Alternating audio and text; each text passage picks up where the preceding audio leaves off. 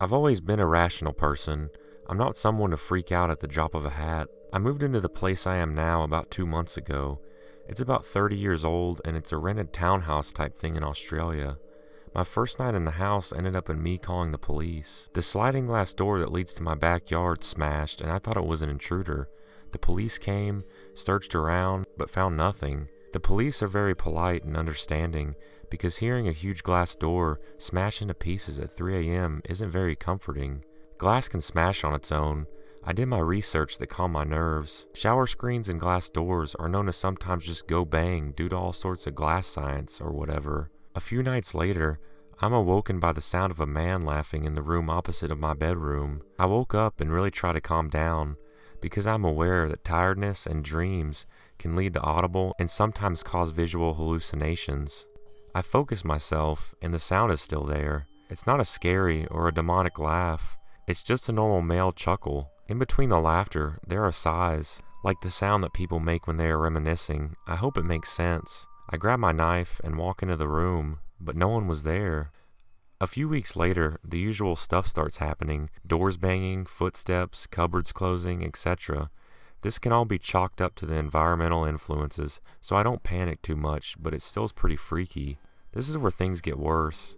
I went to bed early one night and was laying down listening to the storm outside my window. I heard a door slam. It was that same room with the laughing man. I don't panic because there is a storm outside, so I figured it's maybe the wind. Then I heard a scream coming from just outside my bedroom door. It was a very loud, "Hey." There was no doubt whatsoever this time. It was 100% coming from inside my house. I wasn't previously asleep, so it wasn't a hallucination. I screamed, got aggressive, and grabbed my knife and flung open my door. Once again, there was nothing. The last incident is the most recent. It happened last night. I went to walk into my bedroom to grab my wallet. It was about 2 p.m. in the afternoon. I heard a voice from the same opposite room. I stopped and listened. It was just saying, "Leave, get out." What scared me the most was the accent. It wasn't an Australian accent or anything that I could recognize. It sounded like a different species trying to speak English. It sounded deranged.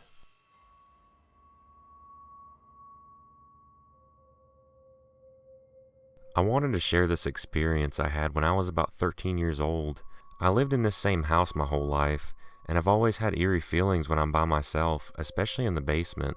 I used to frequently feel like I was being watched, and when I looked out of the corner of my eye, I would often catch something staring at me that would immediately disappear when I turned around to look at it. As freaky as these experiences were, I never felt endangered by them. Then one night, I woke up around 3 or 4 in the morning and rolled over to the other side of my bed, but when my head hit the pillow, I froze. There in the top corner of my room, positioned like Spider-Man on the wall, was this thing I caught staring at me out of the corner of my eye many times before, but this time, it was letting me get a good look at it, almost blacker than black. It just sat there, letting me read its posture. It had pure white beady eyes that seemed to glow.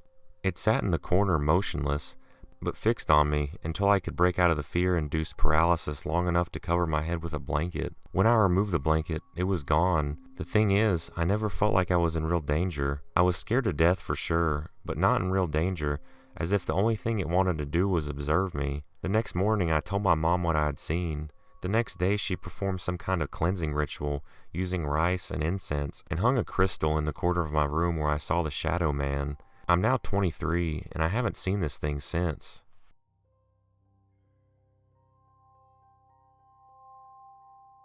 About a year ago, I started dating someone who worked as a state park ranger, who I'll just call Jay.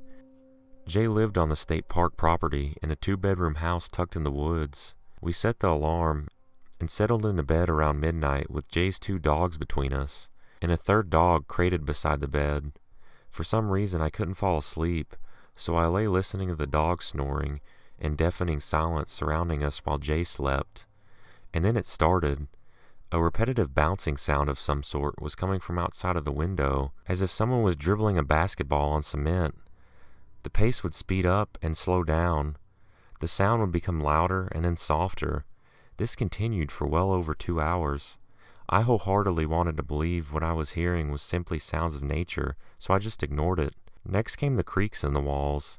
I know that houses make sounds, but this was unlike anything I had heard before. These sounds started in the hallway as very, very faint creaks. The creaks became louder as they reached Jay's bedroom and would happen on one wall, going counterclockwise around the room until it eventually reached the wall beside me. The creak in the wall beside me was so loud that I jumped and the two dogs jolted from their sleep. All the while, I'm still hearing a bouncing ball outside of the window, and I'm getting more nervous by the minute. And then at 3 a.m., I hear it. I hear the most ungodly, terrifying growl shrieking from the center of the house. It was so loud that Jay flies out of bed, grabs a shotgun hanging on the wall adjacent to the bed, and shouts, "Is somebody in the house?" and takes off down the hallway towards the sound. The dogs are going berserk, and I'm in tears, absolutely beside myself, pleading with Jay that it was not a person. Jay comes back into the bedroom after not finding an intruder and says it must have been one of the dogs. I tell him certainly it wasn't one of the dogs, as I was awake the entire night and the dogs were asleep in the room with us. Maybe an animal got caught underneath the house.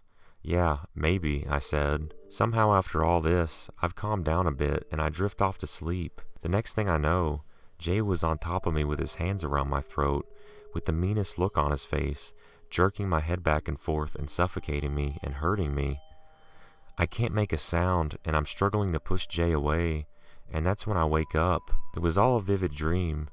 Jay is beside of me. In the morning, we walk into the den to find the heater turned on full blast. It was the middle of summer. Jay only uses it during the winter months, as it's an original furnace and quite tricky to operate. I'm convinced something in that house didn't want me there, and that growl will forever haunt me.